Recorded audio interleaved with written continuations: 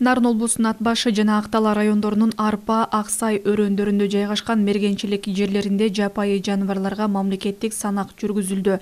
Жалпысынан ача туяктуу жапайы жаныбарлардын саны ареалы канааттандырарлык. Акыркы 2-3 жыл аралыгында илбирстин жана аюунун саны өсүүдө. Адистердин айтымында мына ушул өрөөндөрдө бодо малдын саны көбөйүүдө.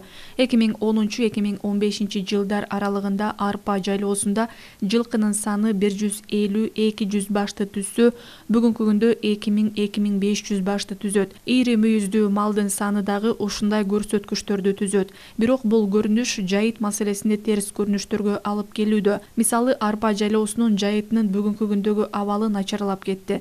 Жайыттын тартыш болушу жапайы жаныбарларды дагы улам сүрүп чыгаруу менен үй жаныбарларынын ылаңдары жапайы жаныбарларга дагы жугуу коркунучу турат деп билдирет Жаратылыш ресурстары, экология жана техникалык көзөмөл министрлиги.